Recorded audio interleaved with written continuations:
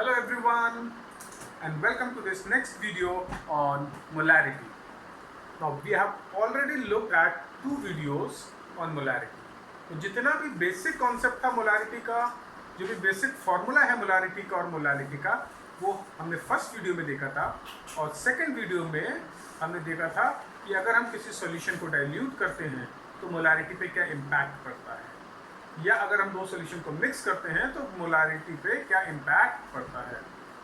I hope कि आपने ये दोनों वीडियो देख लिए होंगे और सब चीज़ों को अच्छे से समझ लिया होगा। अगर नहीं देखा है तो पहले इन दो वीडियो को देख लो, बिकॉज ये वाली चीज़ जो आज हम करने वाले हैं ये उनसे थोड़ी डिफ़िकल्ट है और जो कॉन्सेप्ट हमने पुराने वीडियोस में लर्न किए हैं वो हम यहाँ पर यूज़ करेंगे। ठीक है, जो आज का टॉपिक है उसमें हम देखेंगे the difference between molarity of a solution versus molarity of ions which makes up the solution. ठीक है, यानी एक तरफ हम कॉन्सेंट्रेशन ऑफ सॉल्यूशन की बात कर रहे हैं, दूसरी तरफ हम बात करेंगे concentration of ions in the solution. और ये टिपिकली हम किन सब्सटेंसेस या किन कंपाउंड्स के लिए बात करते हैं? For ionic compounds. Ionic compounds क्या होते हैं?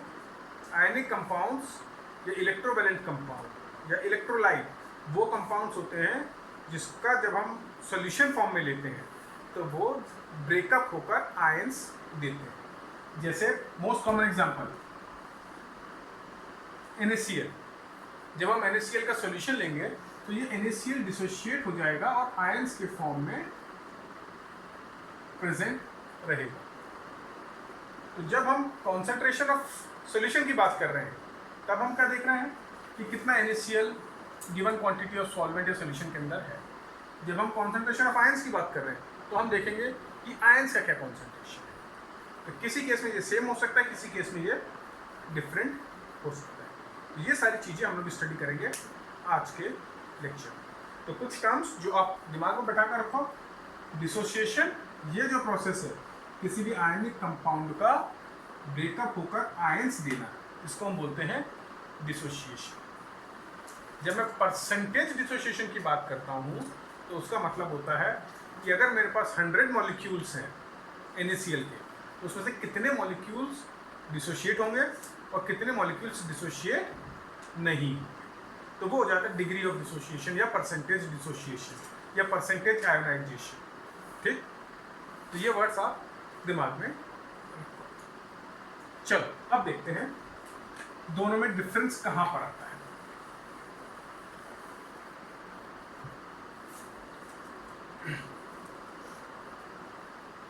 लेट्स से हम सीधे क्वेश्चन के फॉर्म में ही स्टार्ट करते हैं। तो अगर मेरे पास क्वेश्चन दिया तुमने, find the concentration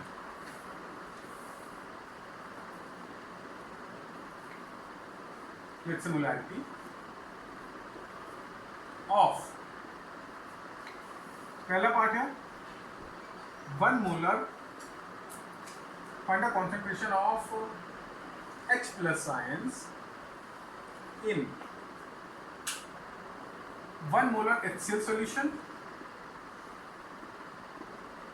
Second, 1 molar H2SO4 solution. ठीक, तो अब इस क्वेश्चन के अंदर हमें ये 1 मोलर मोलारिटी दी हुई है। ये किस चीज की मोलारिटी है? सॉल्यूशन। और हमसे क्या पूछा है कि हाइड्रोजन आयंस की मोलारिटी कितनी। तो अब यही सोच रहे हैं कि हाइड्रोजन आयंस कहाँ से आ गया। तो जो HCl है ये H2SO4 है, ये एक स्ट्रांगली आयनिक या स्ट्रॉन्ग इलेक्ट्रोलाइट है। जब भी हम इसका एक्वस सोल्यूशन लेंगे तो ये 100% डिसोशिएट हो जाते हैं आयंस के फॉर्म में। 100% यानी न्यूमेरिकल्स के 100% एज्यूम कर लेते हैं, प्रैक्टिकली 99% डिसोशिएट होगा, बट न्यूमेरिकल के लिए हम अज्यूम करते हैं कि जो भी स्ट्रॉन्ग इलेक्ट्रोलाइट है वो 100% डिसोशिएट होगा। तो अब देखो तो जो HCl है अगर वो डिसोशिएट होगा तो हमें क्या देगा? इसमें दो आयंस मिलेंगे, एक हाइड्रोजन आयन और एक क्लोराइड आयन, ठीक। और सिमिलरली H2SO4 डिसोशिएट होगा तो क्या मिलेगा?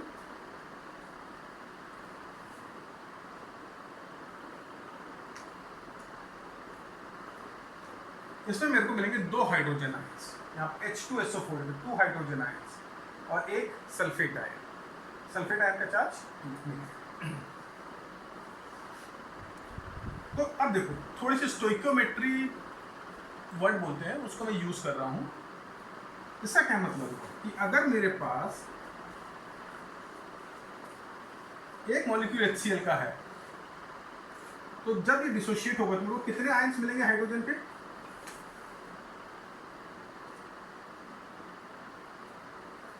ठीक है, मेरे को एक आयन मिल जाएगा हाइड्रोजन का, एक आयन मिल जाएगा मेरे को क्लोराइड का। तो अगर एक मॉलिक्यूल मेरे को ये दे रहा है तो एक मोल कितना देगा?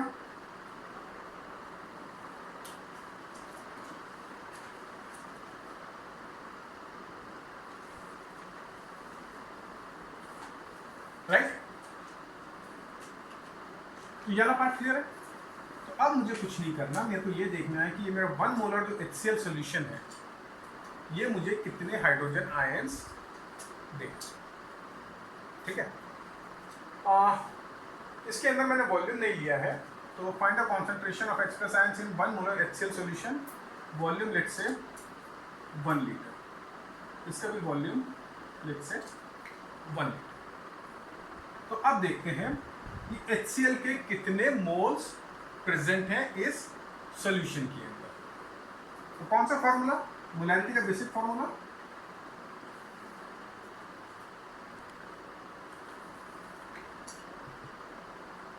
M is equal to N upon V। ये नंबर ऑफ मोल्स के लिए हमने बोला था, number of moles is equal to M into V। M कितना है? 1 और वॉल्यूम कितना है? 1।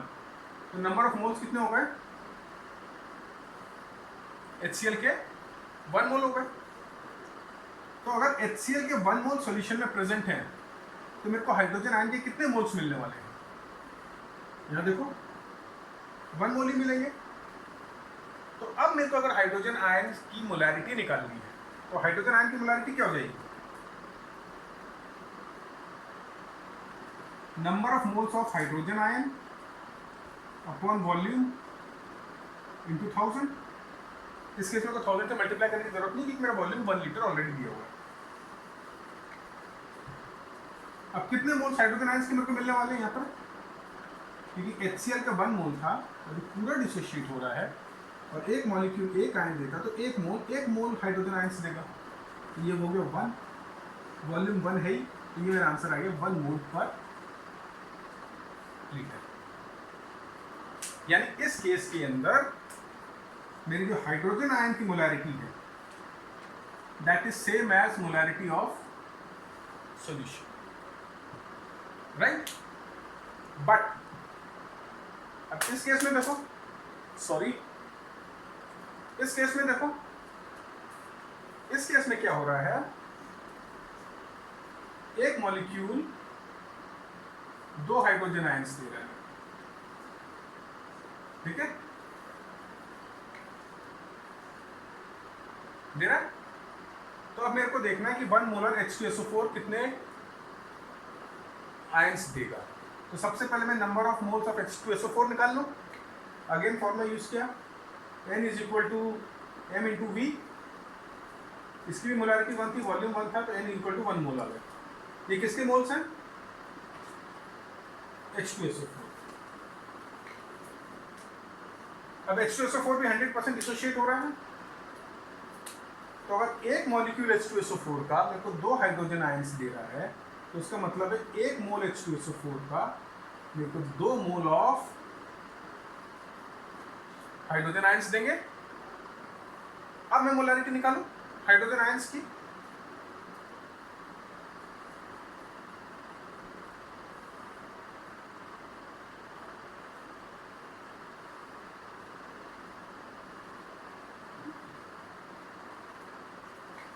विच is equal to 2 moles per litre. Difference क्या रहा? इन क्वेश्चंस के अंदर हाइड्रोजन आयन की या किसी भी आयन की कॉन्सेंट्रेशन सॉल्यूशन की कॉन्सेंट्रेशन से डिफरेंट हो सकती है। किस चीज़ पे डिपेंड करेगा कि एक मॉलिक्यूल मेरे को कितने आयंस दे रहा है। एक फैक्टर वो हो गया। एक और फैक्टर है जो भी हमने डिस्कस नहीं किया, पर वो है परसेंटेज डिसोसिएशन, वो हम बाद में देखेंगे। तो अगर मेरे को एक मॉलिक्यूल किसी इलेक्ट्रोलाइट का एक हाइड्रोजन आयन देता है और वो 100% डिसोशिएट होता है, तो मोलैरिटी ऑफ सॉल्यूशन और molarity of hydrogen ion same होगा। बट अगर मेरे को एक मॉलिक्यूल इलेक्ट्रोलाइट का 2 हाइड्रोजन आयंस देता है और वो 100% डिसोशिएट हो जाता है, तो हाइड्रोजन आयन का कॉन्सेंट्रेशन डबल हो जाएगा। अगर वो 3 देता है हाइड्रोजन आयन एक मॉलिक्यूल, तो ट्रिपल हो जाएगा। इसलिए क्वेश्चन में बहुत इंपॉर्टेंट है कि आप क्लियरली पढ़ो कि क्या दिया हुआ है, किसका कॉन्सेंट्रेशन दिया हुआ है, सॉल्यूशन का कि हाइड्रोजन आयंस। क्लियर है?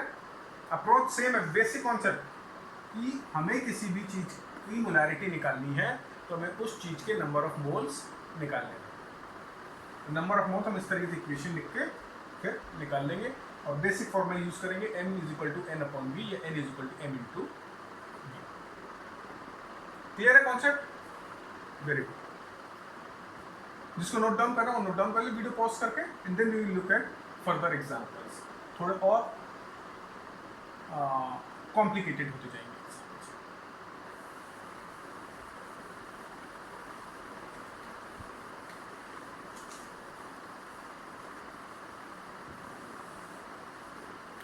अब ये जो कॉन्सेप्ट है ये टिपिकली आपके बोर्ड लेवल में इतना नहीं पूछा जाता जितना कि आपके कॉम्पिटिटिव एग्जाम्स में पूछा जाता है। तो इसलिए especially those students who are aiming for one or the other competitive exams like JEE, NEET, etc., they should have this concept extremely clear. चलो एक और क्वेश्चन पूछते हैं इसी से related. What will be the concentration of H plus ion on mixing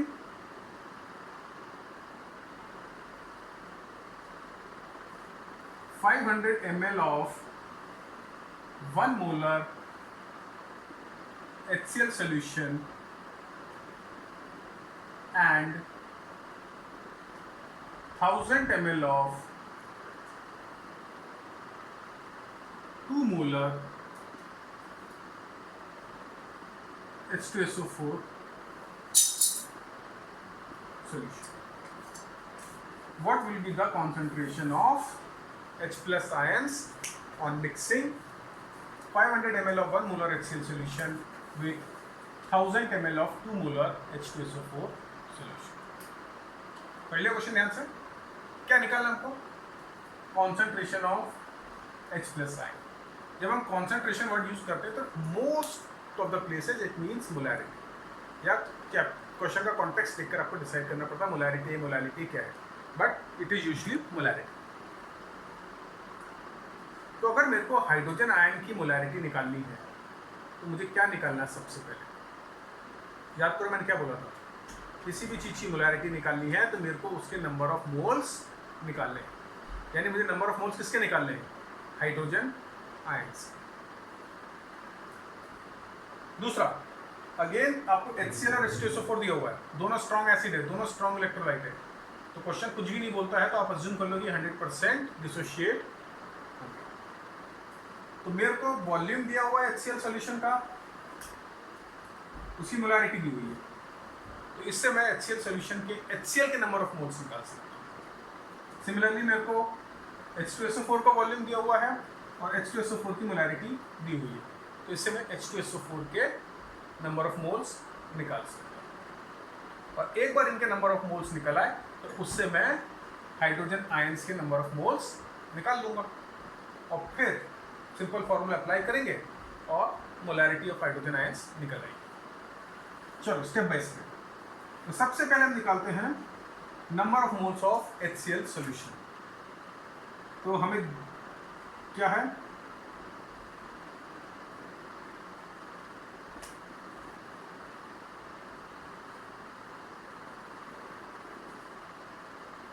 finding moles of HCl। Again volume दिया HCl का आपको 500 ml, मोलारिटी 1, जिसके निकाले नंबर मोल उसी का वॉल्यूम यूज करना है, H2SO4 का वॉल्यूम यूज मत कर लेना। N is equal to M cross V, पता है सबको, तो which is equal to 1 into 500 upon 1000, millilitre में था उसको मैंने लीटर में कन्वर्ट कर दिया, 2 यानी 0.5 मोल्स किसके आ गए, HCl। स्टेप 2,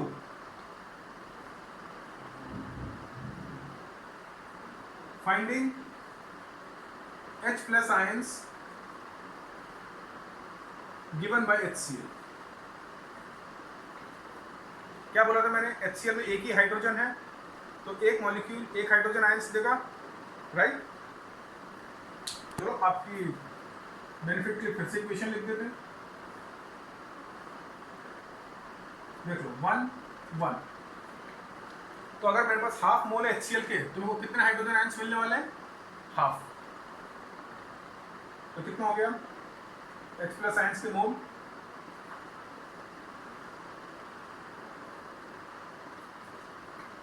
ठीक है। ये हो गया स्टेप 1, जिसमें हमने फाइंडिंग मोल्स ऑफ HCl निकाल लिया और H प्लस आयंस निकाल लिए गिवन बाय HCl। इसको नोट डाउन कर लो। फिर हम देखते हैं स्टेप 2। स्टेप 2 में क्या करेंगे, जैसे हमने HCl के नंबर ऑफ मोल्स निकाले, अब हम H2SO4 के नंबर ऑफ मोल्स निकालेंगे।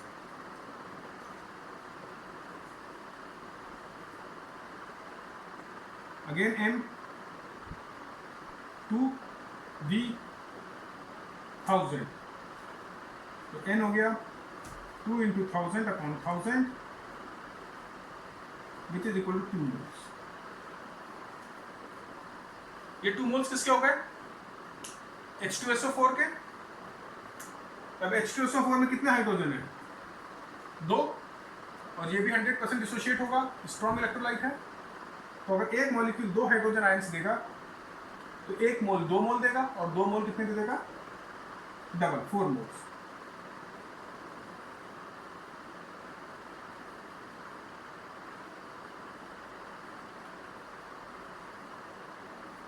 ये मेरा स्टेप 2 कंप्लीट हो गया। तो मैंने यहां से निकाल लिया HCl मेरे को कितने हाइड्रोजन आयन दे रहा है, हाफ, और H2SO4 दे रहा है 4 मोल्स। तो टोटल हाइड्रोजन आयंस के कितने मोल्स हो गए। अब मैं इस पार्ट को रब कर दूं, ऊपर वाले पार्ट को, तो टोटल मोल्स हो गए मेरे पास H प्लस के 4.5 मोल्स। विजिबल है ना।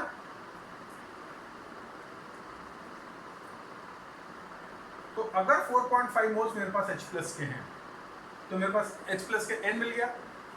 और वॉल्यूम कितना है मिक्सचर का, 500 HCl का था, 1000 इसका था, तो वॉल्यूम हो गया 500 plus 1000 which is equal to 1500 ml। तो मोलैरिटी H प्लस की कितनी हो जाएगी, N अपॉन V इंटू 1000।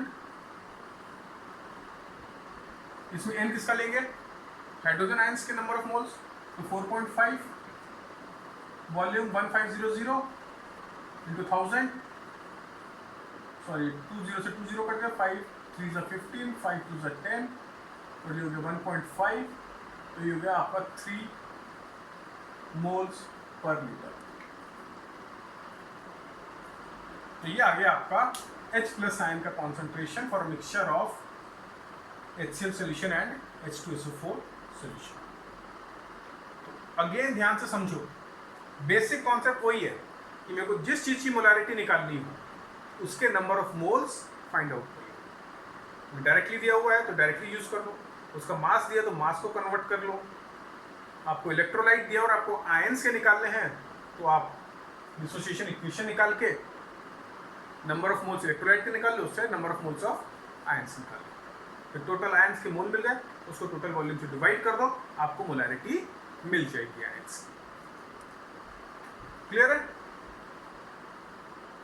ये कॉन्सेप्ट बहुत इंपॉर्टेंट है, NTSC exam specially second level of NTSC exam उसके अंदर यूज होता है, ज़्यादातर कॉम्पिटिटिव एग्जाम्स के अंदर यूज होता है। And in fact these competitive exams assume that a student studying in class 10th would be aware of these things. वैसे एनसीईआरटी के सिलेबस के हिसाब से चले तो ये सब हम 11th में पढ़ते हैं और 11th के अंदर भी इतनी डिटेल में नहीं जाते, but competitive exam is a different kettle of fish, तो उसके लिए आपको ये करना पड़ेगा। सिंपल है, बेसिक कॉन्सेप्ट वही है कि total number of moles divided by volume.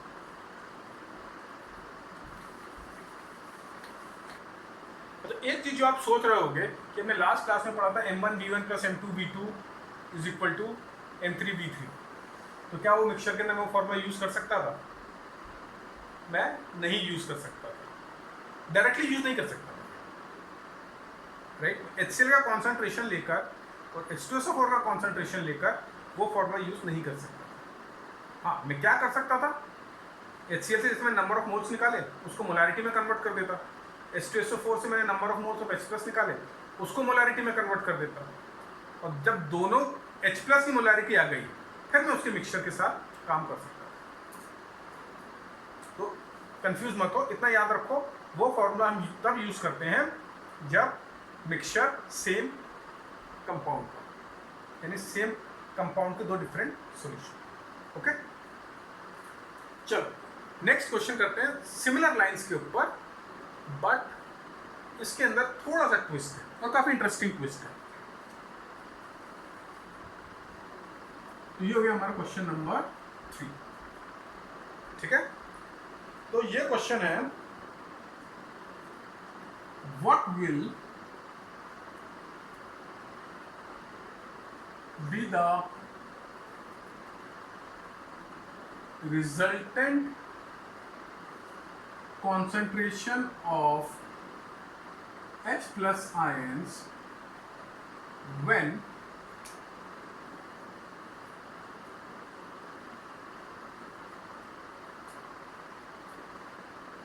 500 milliliter of 0.1 molar HCl solution is mixed with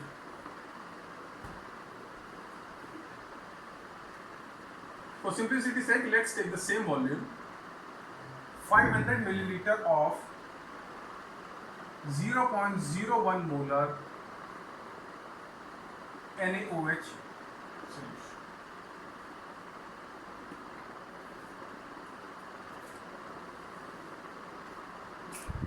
पढ़ के लग रहा होगा ना जो क्वेश्चन में लास्ट किया वही क्वेश्चन है, सेम क्वेश्चन है, पर सेम क्वेश्चन नहीं है। देखो जो हमने पिछला क्वेश्चन किया था उसमें दोनों एसिड थे, यानी दोनों हाइड्रोजन आयंस दे रहे थे, इसमें दोनों एसिड नहीं है, ये तुम्हारे एसिड है, ये हाइड्रोजन आयंस देगा, और ये तो हाइड्रोजन आयंस नहीं देगा, ये तो तुम्हारा बेस है, तो ये तुम्हें हाइड्रोक्साइड आयन देगा। और हमें पता है जब भी एसिड और बेस रिएक्ट करते हैं तो न्यूट्रलाइजेशन होता है। न्यूट्रलाइजेशन का क्या मतलब है, कि हाइड्रोजन आयंस हाइड्रोक्साइड आयन से कंबाइन करके वाटर फॉर्म करता है। तो जिसको न्यूट्रलाइजेशन नहीं पता, न्यूट्रलाइजेशन क्या होता है, H+ plus OH minus gives H2, ये होता है न्यूट्रलाइजेशन। ठीक है, ये आपने 10th क्लास में पढ़ा है। जब भी एसिड और बेस रिएक्ट करते हैं तो न्यूट्रलाइजेशन रिएक्शन होता है, एसिड का हाइड्रोजन आयन, बेस का हाइड्रोक्साइड आयन, ये दोनों कंबाइन होकर H2O फॉर्म कर देगा। तो इंपॉर्टेंट चीज़ क्या है, जब हम एक एसिड और बेस का मिक्सचर लेते हैं तो जितने हाइड्रोजन आयंस प्रेजेंट है, जितने हाइड्रोक्साइड आयंस प्रेजेंट है इनिशियली, फाइनली उतने नहीं बचते, क्योंकि उसमें से काफ़ी न्यूट्रलाइज हो जाएंगे, कंबाइन हो जाएंगे, वाटर दे देंगे। तो both number of hydrogen ions and hydroxide ions will reduce as the neutralisation reaction proceeds. ठीक है, मतलब हो सकता है कि तुम्हारे पास 100 H+ आयंस हो और 100 OH माइनस आयंस हो, तो क्या होगा, 100 H+ ions 100 OH minus ions से कंबाइन हो जाएंगे और रिजल्टेंट तुम्हारे जो सॉल्यूशन होगा उसमें 0 H+ आयन और 0 OH माइनस आयंस बचेंगे। समझे? तो इस केस में क्या होगा कि एक चीज हमें हाइड्रोजन आयंस दे रही है, दूसरी चीज वो हाइड्रोजन आयन को यूज अप कर रही है। तो एक के कारण H प्लस आयन का कॉन्सेंट्रेशन बढ़ रहा है और दूसरे के कारण कम हो रहा है। तो पिछले क्वेश्चन में हमने 2 हाइड्रोजन आयन कॉन्सेंट्रेशन निकाल के ऐड कर दिया था, इसमें हमें एक से हाइड्रोजन आयन का कॉन्सेंट्रेशन निकालना पड़ेगा, एक से OH माइनस का निकालना पड़ेगा, दोनों को माइनस करना पड़ेगा और resultant would be the concentration of hydrogen ion. Okay, confuse? फिर से समझो कि HCl आपको H प्लस आयन देगा लाइक दिस,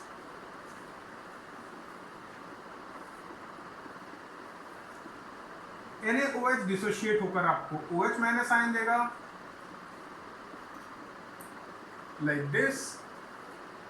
अब जितने H प्लस आयन मिले हैं उसमें से कुछ को OH माइनस आयन खा जाएगा। क्या करेगा? खा जाएगा। ठीक है, अब खाने के बाद उसका पेट भर जाएगा तो जितने H प्लस आयन्स बचे वही हमारा आंसर होगा। चलिए तो फिर से स्टेप बाय स्टेप करते हैं। सबसे पहले H प्लस आयन्स निकाल लेते हैं, number of H plus ions. उसको निकालने के लिए क्या चाहिए हमें? Number of moles of HCl। Number of moles of HCl कैसे निकालेंगे? N is equal to mv। ठीक, तो मोलारिटी ऑफ HCl कितनी है? 0.1 और वॉल्यूम ऑफ HCl कितना है? 500 ml इंटू 500 अपॉन 1000, तो ये आ गया 0.05 मोल्स किसके? HCl। अब HCl हमें पता 100% डिसोशिएट होता है। एक मॉलिक्यूल एक हाइड्रोजन आयन देगा, एक मोल देगा, तो 0.05 मोल 0.05 मोल्स ऑफ हाइड्रोजन आयन्स देगा।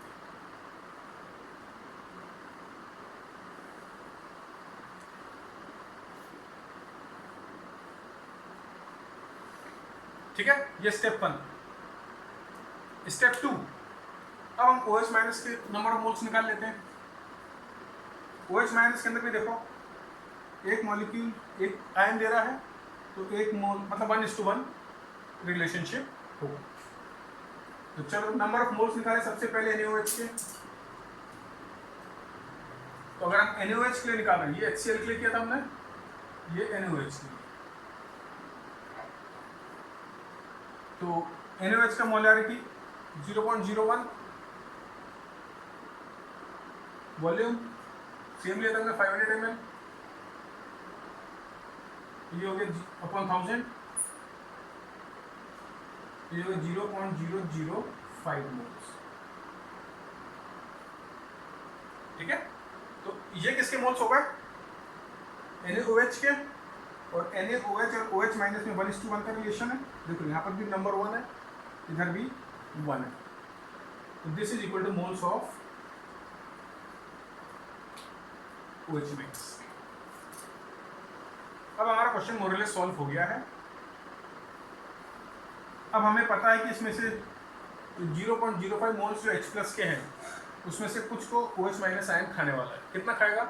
जितना उसका पेट है। उसका पेट कितना? जितने उसके मोल्स हैं। तो हमारे रिमेनिंग मोल्स कितने बच जाएंगे H प्लस के?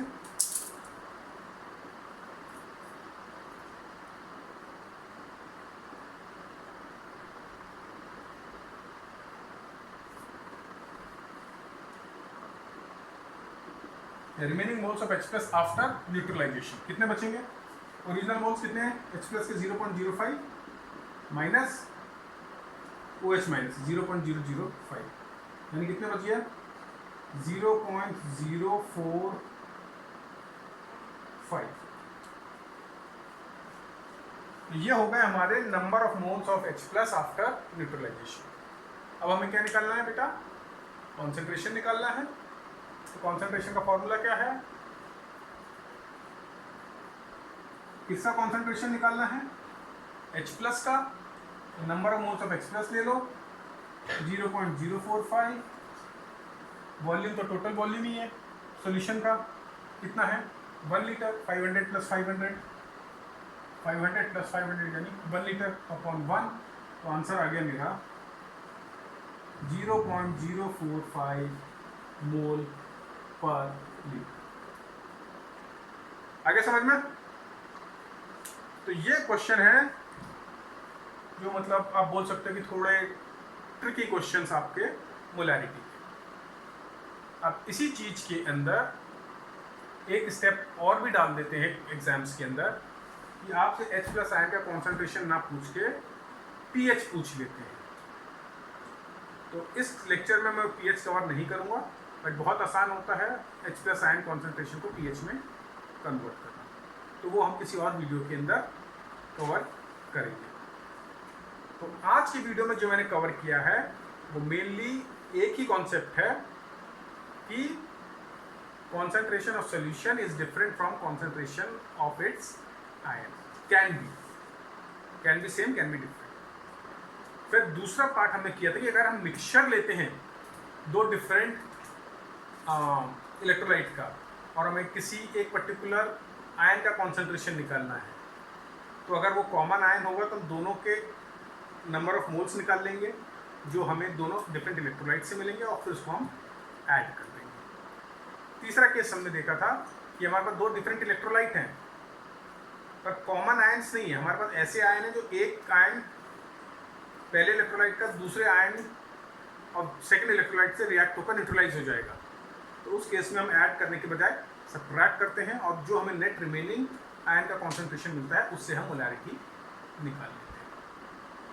तो ये 3 क्वेश्चन से आई एम श्योर कि अगर आप इसको ध्यान से करोगे, तो ध्यान से समझोगे तो आपका पूरा का पूरा कॉन्सेप्ट क्लियर हो जाएगा। तो व्हाट आई सजेस्ट इज कि इस वीडियो को ध्यान से देखो और इन 3 क्वेश्चन को अपने से खुद से करने की कोशिश करो, ठीक है। अगर आप इन क्वेश्चन को खुद से सॉल्व कर पा रहे हो तो ये कॉन्सेप्ट आपका एकदम क्लियर है। So that's it, that's what I wanted to cover in this lecture. तो इसके साथ मेरा मोलैरिटी वाला पार्ट कंप्लीट है। एक लेक्चर और मैं लेकर आऊँगा मोलैरिटी और मोलैलिटी पे, जिसके अंदर हम कवर करेंगे हाउ टू कन्वर्ट या how to obtain molarity given molality और vice versa. So I hope you enjoyed this lecture and we will be back soon with a new lecture in the series. So till then, goodbye.